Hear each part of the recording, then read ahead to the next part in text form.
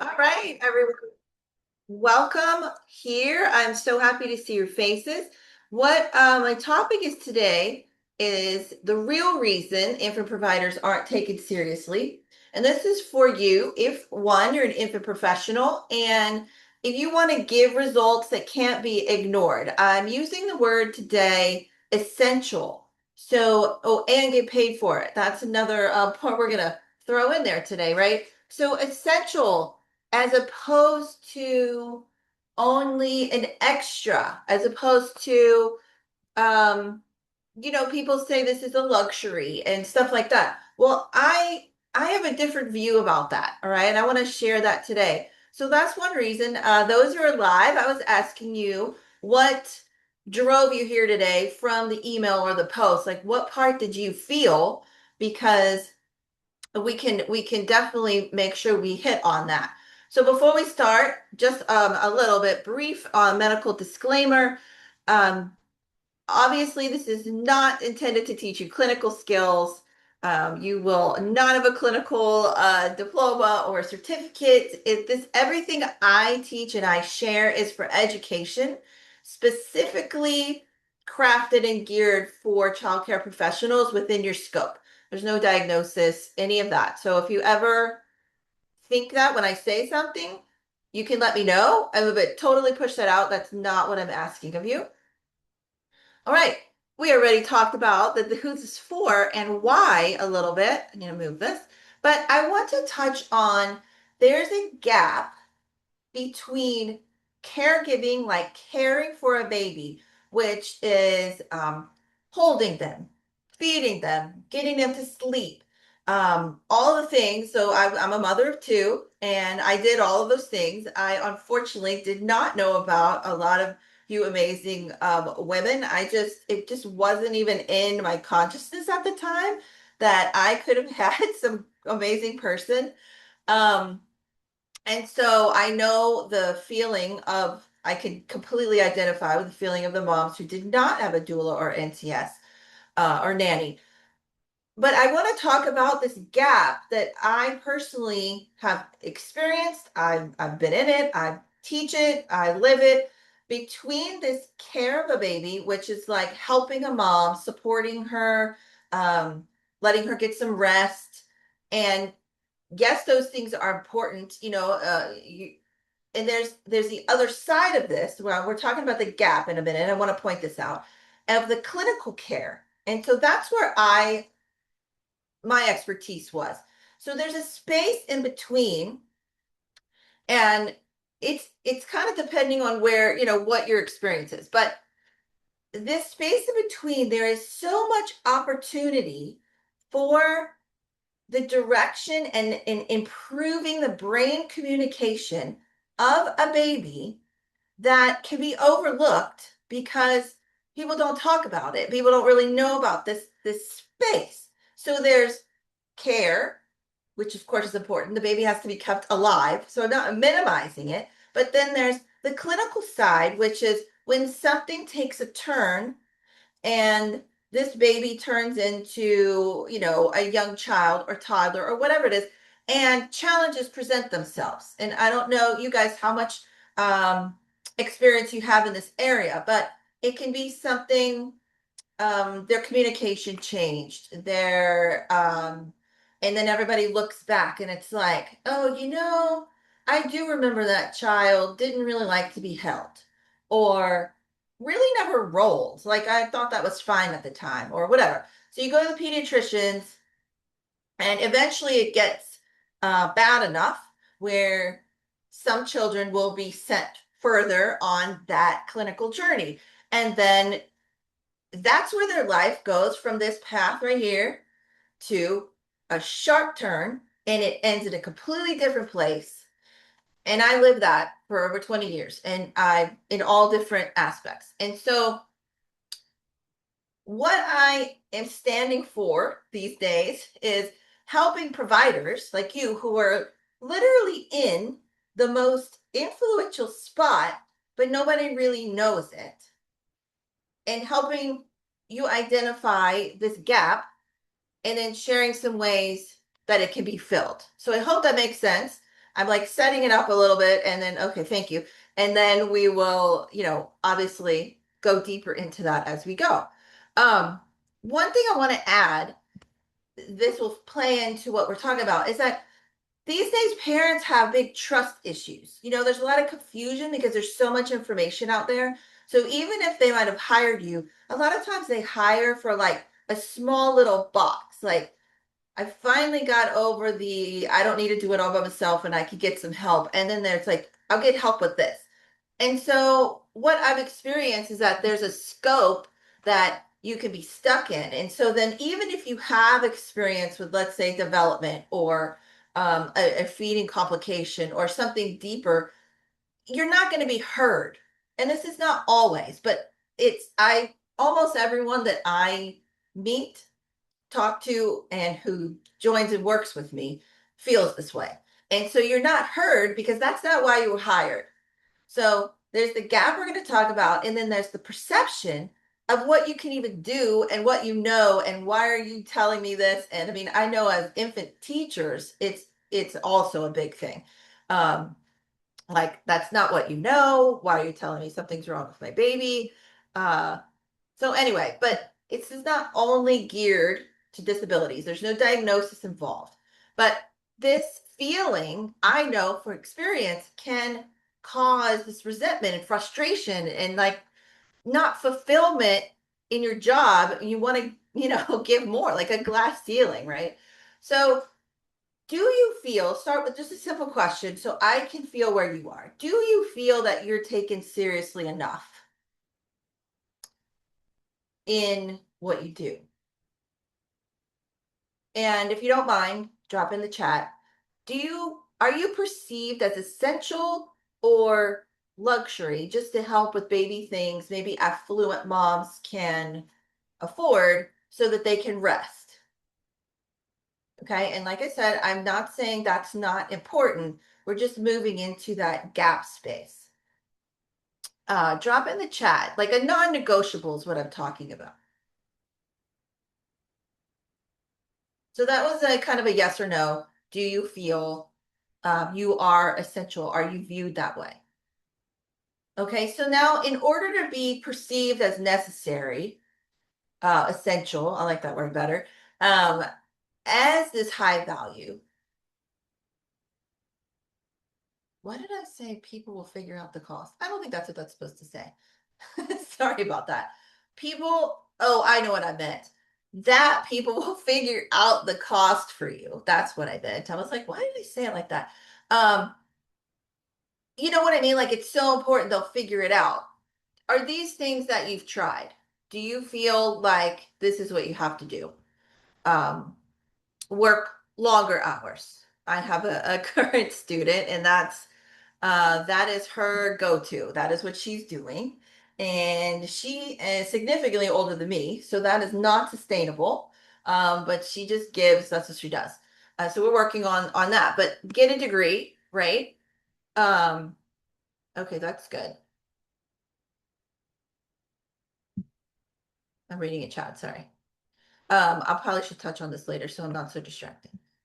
But so are these anything that you have tried? So getting a degree is kind of like a big time and a big money expense. And then I had another example of someone who's speaking assertively from what she knows. So she knows these things, she's experienced, and then I'm going to tell you, this mom, this is what you need to do. And then that doesn't come across well, right? And then the mom, I got an example. She actually got fired, and she didn't even know why she got fired. But then she met me completely separately, and we were discussing what's going on in her life. And I wound up. I don't typically do this, but I wound up helping and said, "Would you like me to help you navigate this situation?" And so I wound up speaking to the mom and found out that she just fired her because the mom felt it was harder to have her there than not have her there because the mom didn't feel heard. She felt like she was a nanny and a doula, I believe. I can't remember exactly. But and maybe a newer doula. So she wanted to say her opinions, her training, her stuff, and the mom didn't feel that she was listening and taking in the mom stuff. So anyway, it was just the example of this is a new mom. She doesn't know that much. And that this person, if you're speaking more assertively, is not necessarily going to get you what result you want. So some people have different experiences in this area. So while some of those things are going to improve you, none of those are going to directly increase the value, appreciation, and respect because of what their perception is. So I touched on this at the beginning. Perception equals truth. Okay. So if they perceive you as extra or in a certain role, then whatever you say is not going to be received. They're not going to receive that in a way of following it. The other thing is you can't, challenge a pediatrician. So if you're referring, something comes up and you refer to the pediatrician and then they come back and you're like, oh, well, I think this. So it's just the communication problem sometimes that needs a bridge. Um, it needs a bridge from one, this is what I feel, I observe, I noticed with your baby. This is why it's important. This is what we can do about it, right? But also coming from the place of what is the parent's need? Where are they? What is important to them? So this is just quickly in your head. If you had the tools to clearly show parents where their baby is missing out, this gap I'm going to talk about, and how you could solve it, do you feel like your appreciation and value would go up? Yes. Okay. So I like the systematic way of doing this. Less esoteric, even though we're talking about these feelings and perceptions. I'm going to talk about a structured way to do this to elevate what you're bringing into this gap that babies experience. Okay.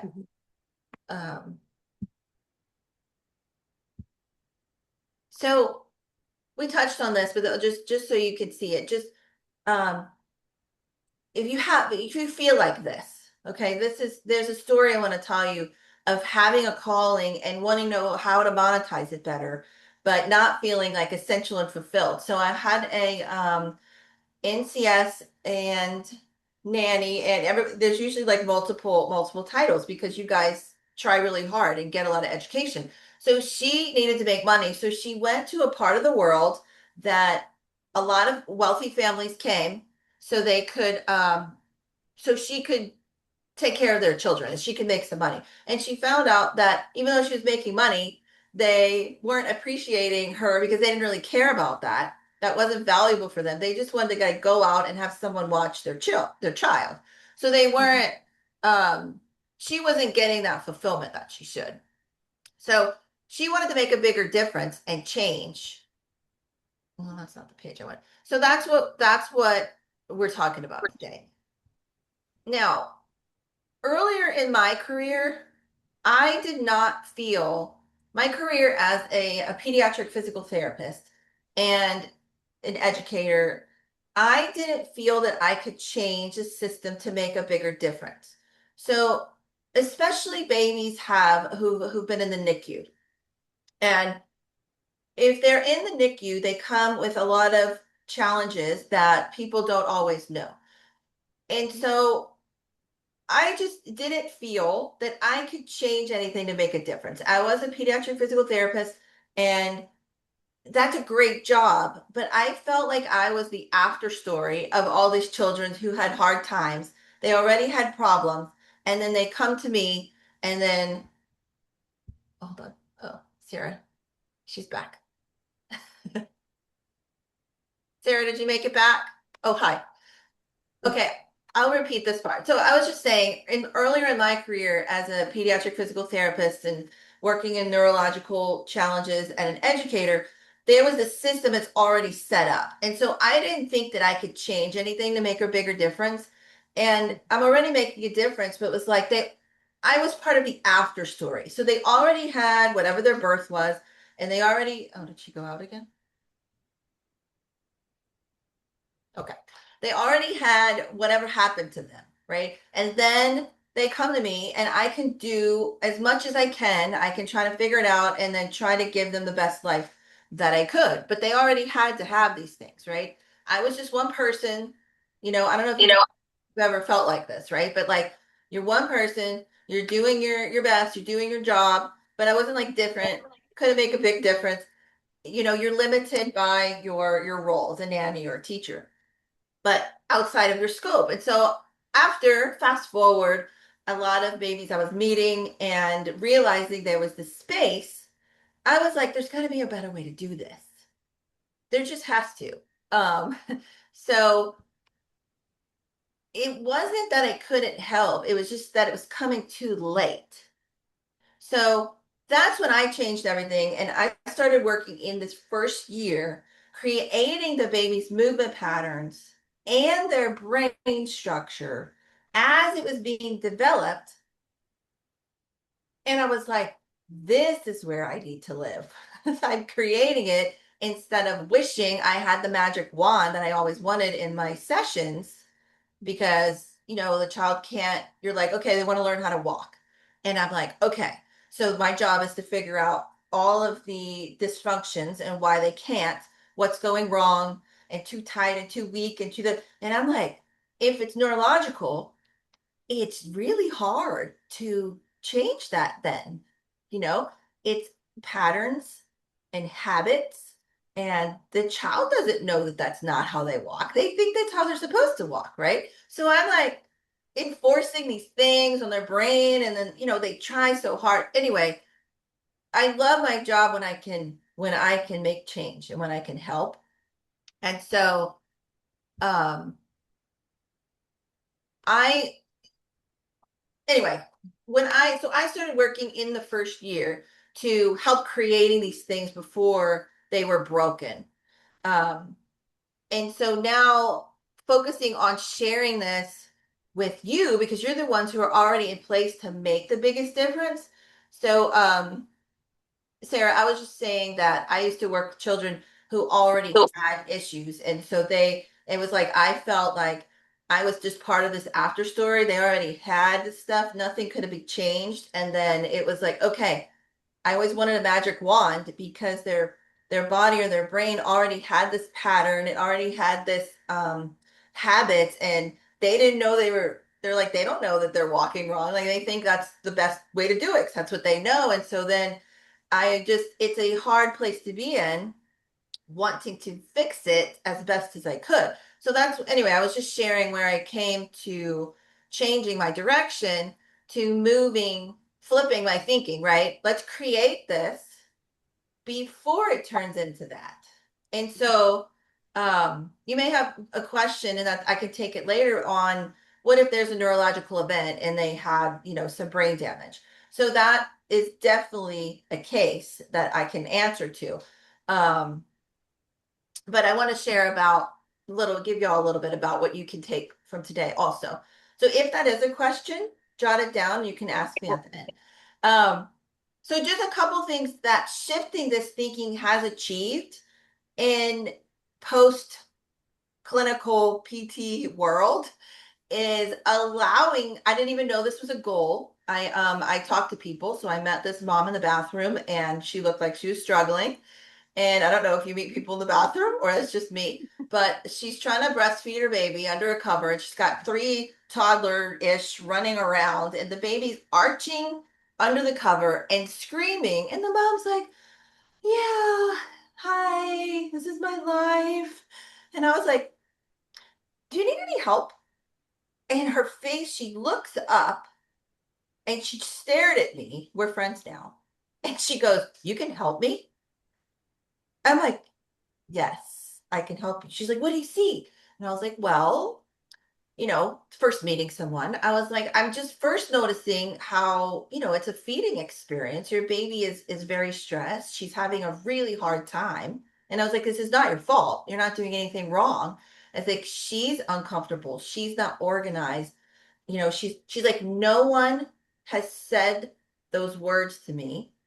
And I have worked and I'm searching. And I just told my husband I prayed for someone to help me. And I was like, oh my gosh, we met in the bathroom. I was like, this is great. So anyway, point of the story is that we worked together a little bit, and she didn't need PT. She wasn't clinically, she wouldn't have been picked up for services because there's a lot of qualifications. You have to be delayed enough, right? You have to be um bad enough, like I say. But 6 months, she turned 6 months, and her mom, like off the cuff, goes, oh my gosh, I forgot to tell you, the other day she was cuddling with my husband for the first time without screaming and crying. And he looked up at me and told me, like, I've never been able to do this. And I'm like, that's amazing. I said, I didn't even know that was a goal. She's like, yeah, I didn't know either.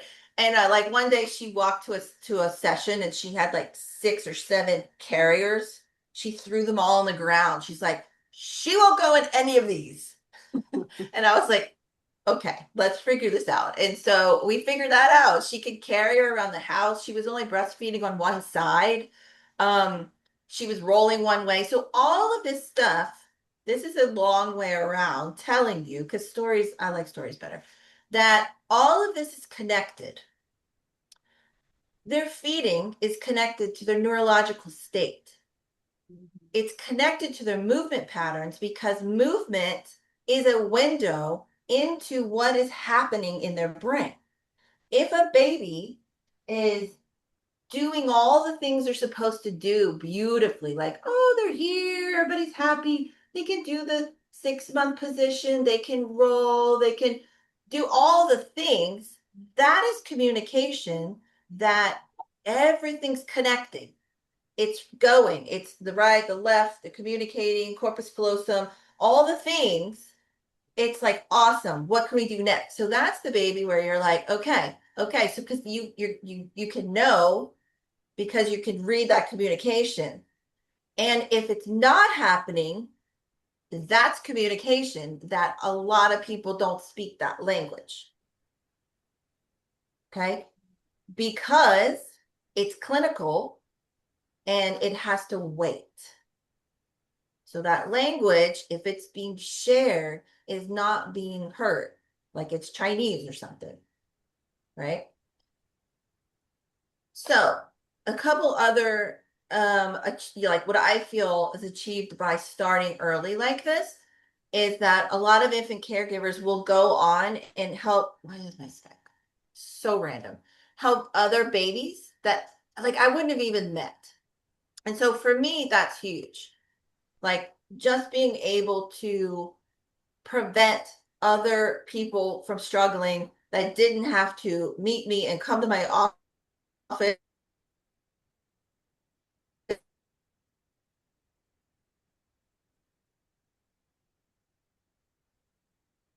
Interesting. and we work for an hour and all of that. Last one I will mention so we can get in the going, not seeing that, but is that there's a baby. I actually skipped this story, but she didn't like movement. And the mom thought she was fine because she would sit perfectly contented like this.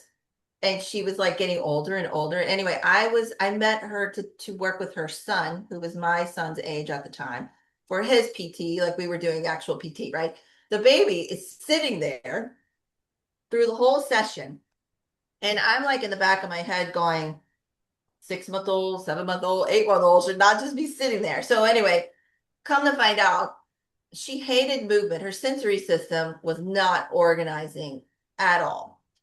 And anyway, she found through meeting me, she finally called me one day and she was like, I'm Googling all this stuff and I don't know, it's not working. She's crying and sobbing and I'm crying and I don't know why I'm doing it all wrong. That's what she said. And so I was like, okay. So this was supposed to be the result. I think I skipped the story earlier, but she was able to not be in special ed at all and to go on and be this adorable gymnast with her peers. So it's trying to, I forgot to mention it, so it's kind of like a backstory now. But I want for you, before we jump into the skills, Just identify for yourself which of these is most important to you, standing out, being essential, making a bigger difference. If you want to share it with me, I love that. If you don't, it's okay too. But if you didn't identify this before, what that I have said so far has landed for you, that would be great if you share with me. I know, Sarah, you missed some of it, but I think I recapped for you. Whatever it is, let's see if y'all told me yet. But standing out, being essential, like needed, making a big difference. You have to have different skills than others to stand out. You can't just be the same. People, their perception, remember, they have to see it. And then you have to have this communication way of speaking the language of the parent. It has to be about what they need. Okay. So I'm going to, are you asking me a question? Oh, okay. Okay. I'm going to share a little bit, and I got my handy teaching board.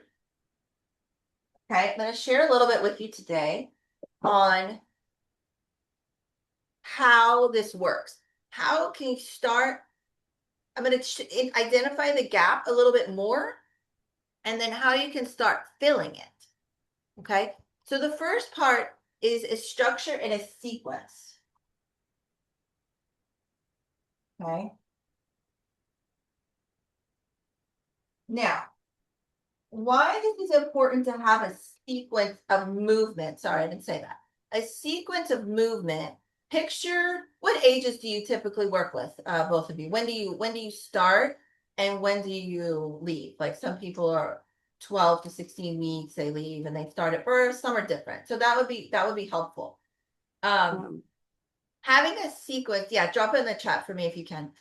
Having a structured sequence is moving through what the baby needs to develop all of the connections as they're supposed to be formed.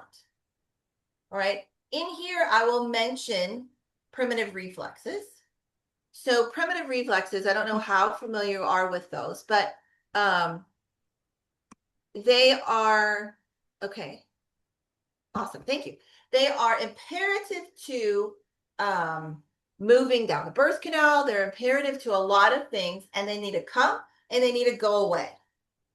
And so this is something that's not seen until it's a big problem.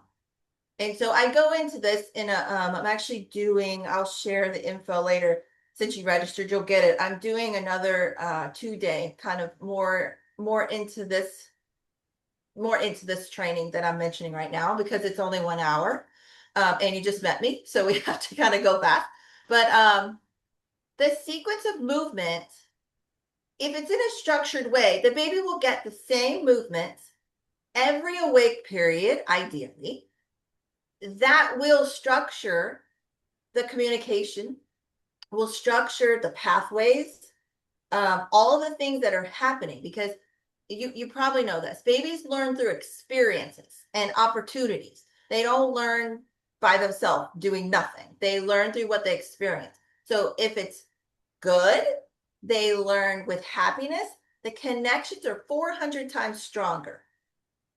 400. So if you do rolling and tummy time and they hate it because their sensory system is out of whack, I'll be very technical there, then they hate it. The coding that happens is, I hate this. How can I get out of this? The mom's like, this isn't working. Pick them up and put them in the swing. Or let's use the snoo. That's a great idea, which it's not. That was sarcastic. Sorry. I try not to teach with sarcasm. But anyway, so having a sequence of movement solves all these problems. Now, people can do this sequence without knowing the science behind it.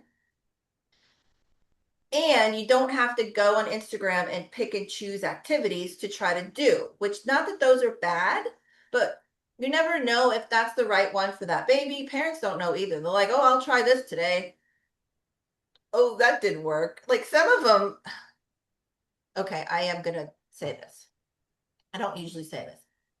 some of them are therapists, they're OTs or whatever, and they're showing, let's facilitate crawling, and they're grabbing the baby in their hip flexors and they're saying, crawl, or they're saying, here's how you facilitate sitting up.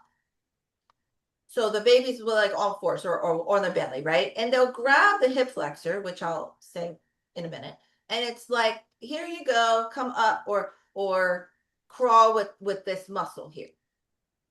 That's not how you crawl. That's not how you need to sit up. If you haven't had, even as a therapist, they haven't had training in like using, like I can use my hands to speak to the neurological system. So if you're doing it, I'm sorry, this is a platform of mine, so I'm sharing it because you're here. If you're talking to the body, use this muscle to do this, and you do it all the time because you saw it on Instagram and it looks good, you're literally telling the body to use this big giant muscle to do these movements.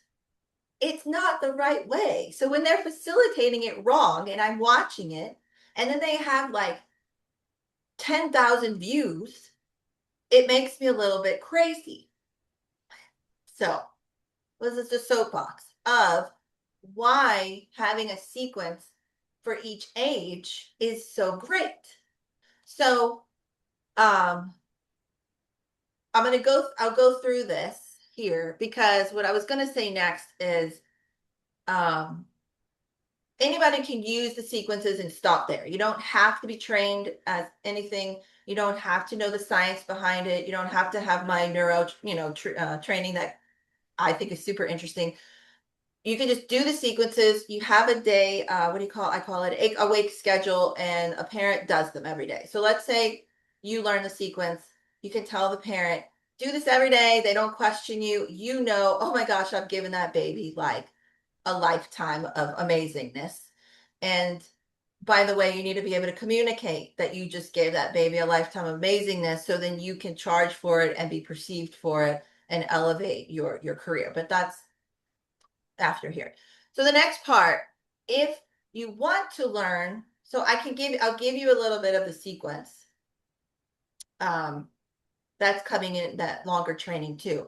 But just a little bit of an example of a sequence is, so it's repeatable, right? It's systematic. So then when you move into this next part of assessment and adjusting and connecting, you have a structured way that you're moving them every day and you know how to do it. We're not doing clapping with their thumbs, their shoulders, and their hands this way. Okay. I'll show you a little bit of the sequence. They're not just laying down and clapping like this. Because there's a lot of reasons because. But like I said, you don't have to know all the science behind it. You don't have to have the $8 million and hours of college. You can just do it, and they parents can do it, and the brain's growing, the body's growing, they're connecting. Life is going to be better. Whatever the life is going to be, it's going to be better. If you wanted to go deeper, you learn to assess what's happening when you do the sequence.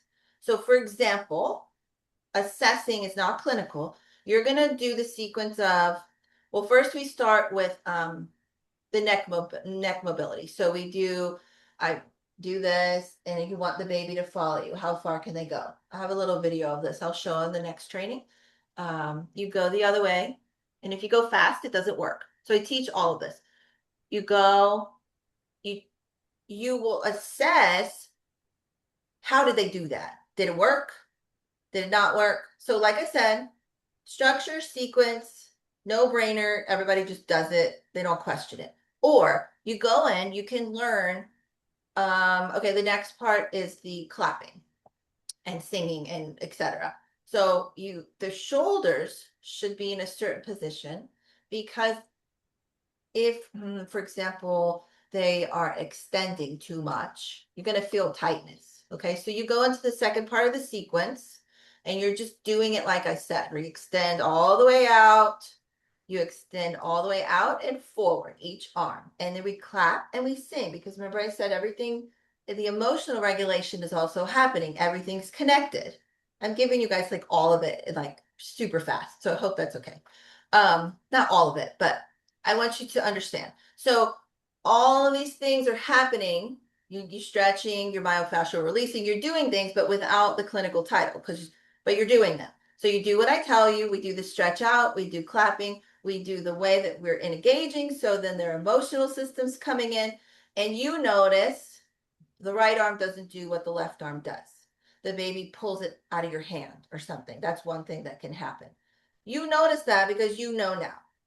You write that down. So you keep going, you do the sequence, you notice some other thing. You go to the rolling portion, legs up, and you go to roll, and you're like, oh, they go that way. That's so nice. They play with their toys, they go right over. Okay. You go the other way. Oh, here's another thing on Instagram, sidebar. They roll like this, they teach rolling. And then they grab this hip flexor again in the front, and they're like, that's not how you roll, just so you know. Delete those. Okay. So, point of what I was saying, say they do this, great. You do the sequence, you did the clapping, we do the arm stretching. It doesn't look like that. This is a doll. Hold on. We do the hip circles. We do the figure 8 on the pelvis. We do, I'm out of order. Sorry. But anyway, my point of this lesson part was that they go one way, you do the roll part, and then it's great. And then the next awake time or whatever, you go the other way, and it's completely different. And now you know it's different because you know you did it the other way and what happened. So you assess that in your head. So then if you wanted to go deeper, this again is an option. You're like, I want to know what to do with that. Because typically, what do you do now? If you notice the big problem, what would you do now? Refer to pediatrician, maybe. Tell the mom, or tell the mom, what would you say? Right? I was playing with Sarah and she won't roll to her left. Mom's gonna be like, okay. And does she roll to her right? Pediatrician said that was fine. All right, moving on. Right? And you're like, it's not fine. Elizabeth said it's not fine. So there's a bridge. We gotta figure out how to cross that bridge. Parents like, whoa, stay in your lane, right? Anyway, so the next step is, what can I do about that? So if there's adjust and connect, I call it. And I also call it play with purpose. So you're still playing, and you're gonna be able to, so you work on that rolling, not with the hip flexors, if you've learned anything today, and you work on that rolling to help the baby. Here, I'll just show you. Use flexion, use the core, and go over, and stay in sideline. Babies, a lot of preemies, and a lot of children who have not process disorganization of their sensory system will not play on their side. It's uncomfortable. I can feel it. I can see it from a mile away. They'll do it maybe one side, maybe neither, but they either go backwards or they flip right over. They won't stay there. It's called co-contraction in my world, and co-regulation and a lot of that, and they don't have it. So that's something. So you're sequencing, you're assessing, you're adjusting and connecting. You're amazing. You're also, I mean, do you guys feel how this would elevate you and what you could do and say? Are you, what is one of my coaches I worked with? She goes, are you picking up what I'm putting down? She says that. I mean, does it feel changing to you? Yeah. Okay. Thanks for being here. That's very helpful. So like we mentioned the communication, but we're running a little behind. But it's very important, because if you know how amazing you are and other people don't, it doesn't exist. So this communication piece, if you can't express to a family why you're different and what you're bringing You can know all the sequences in the world. It doesn't matter. You're still going to get paid whatever you get paid. Um, I've read in the groups recently, a lot of people are just taking families they don't want to pay higher rates and they take it anyway because they're nervous. They won't find another job. Even doulas. And then that causes resentment. And then you go to work and you feel resentful, and the poor baby doesn't know what's going on, but like that energy comes across, and you're tired. So anyway, I felt some of these things, even though my career was a little different. I felt some of these things because I was like, no, I want to do more. I want to do more. I want to do more. I want to be better.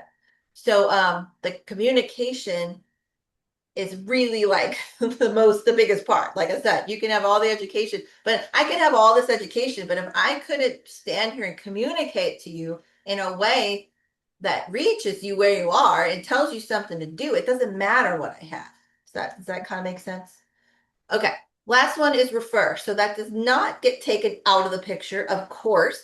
So if things are past the point where the sequence is out of your scope, sequences or you feel it, you see it's like this is a bigger deal, you can refer, but with using step 4. So you're going to refer and shorten the journey for the parents. You're going to lessen the stress because you're going to know who they need to go to, and your delivery will be with confidence. And so then the parents like, oh, she really sounds like she knows what she's talking about. So that's a big difference. Okay. I didn't write on my board like I had planned to, but I think that's okay. I was kind of in a flow. Did I skip something, or has this been valuable? Was that part valuable? Yeah. Okay. What do you feel was most valuable? I think I said a lot of things that are not in my notes. What what was the most valuable for you?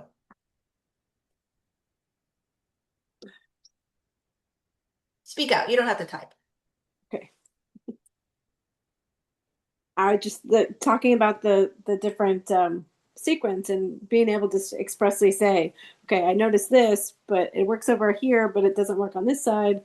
This is what I'm seeing, instead of just being, well, I noticed something's a little off, and maybe you should ask your doctor about that. They're not going to repeat it, or maybe I got it on video too, so you can show your doctor, something like that. So just being able to have some evidence to give to the parent instead of just something's off is helpful.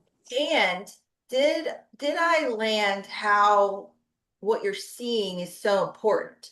That Mm, it's not just that they can't roll one way.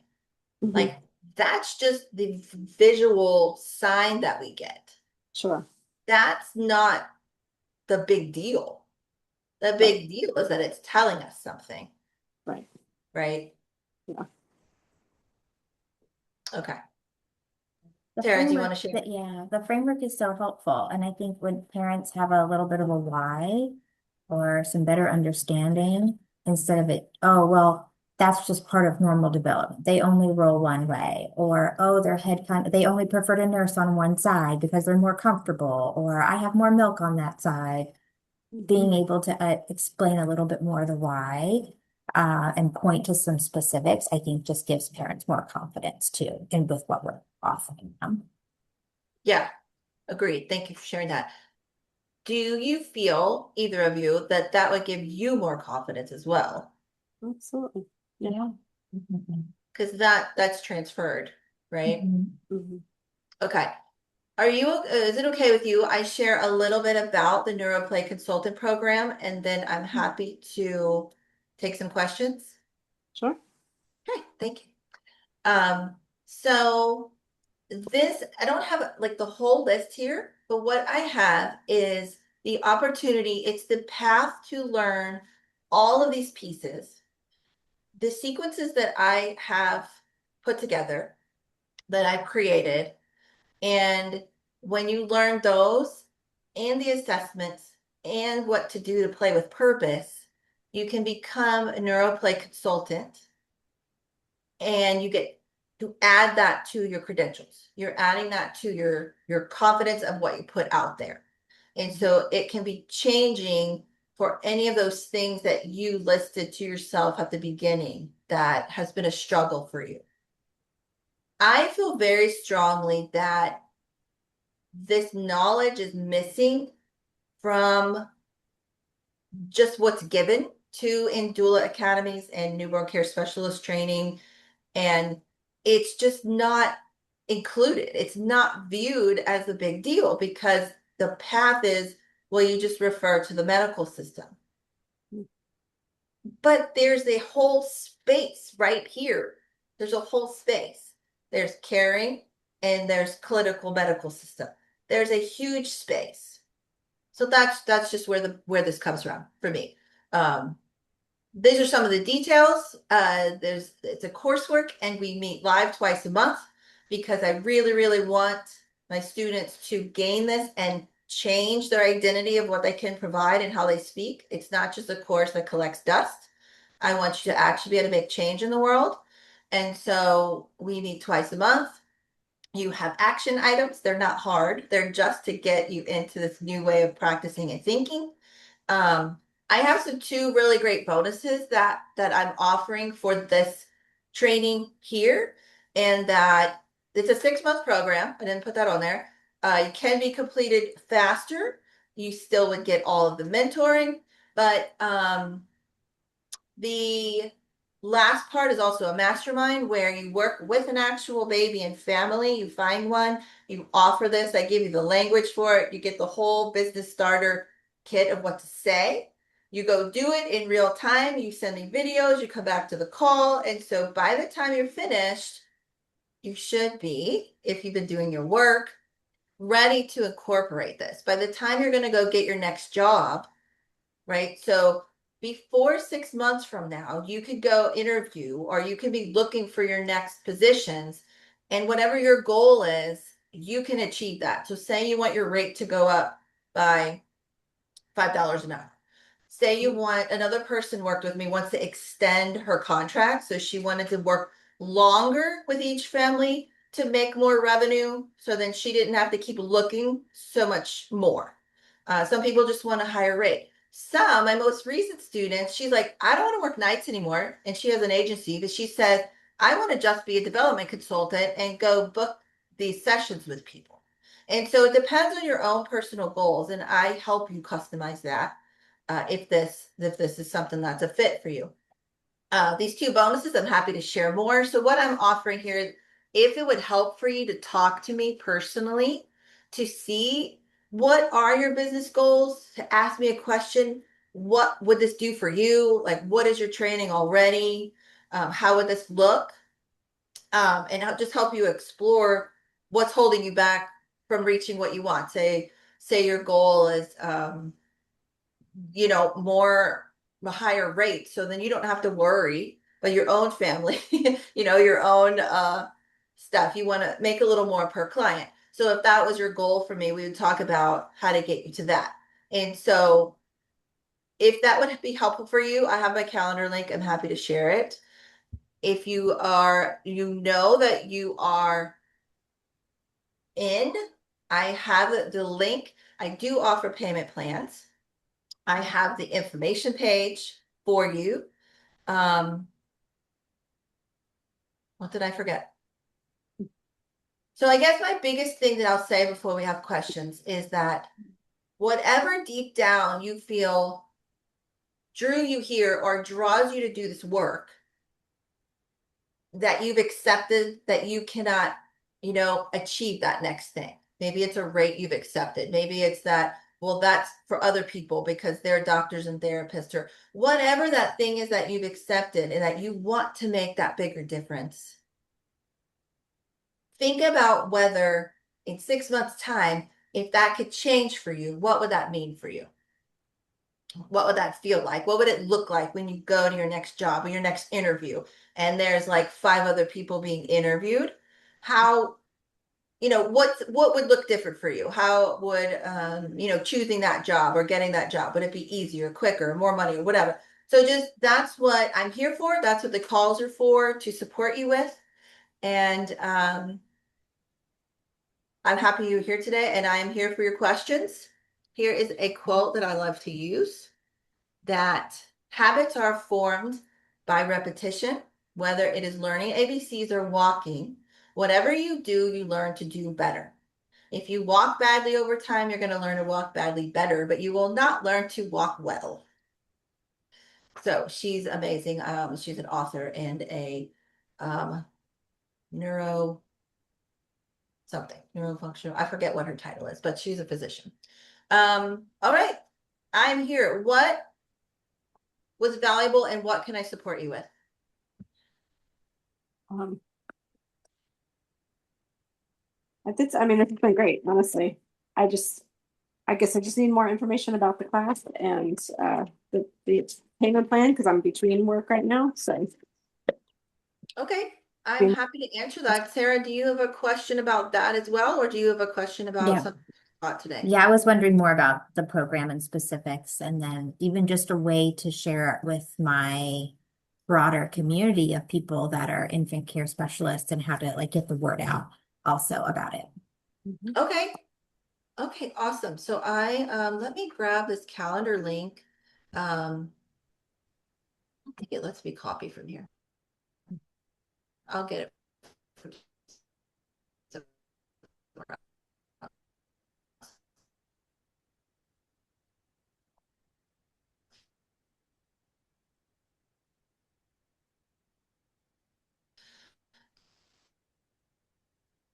All right, so let me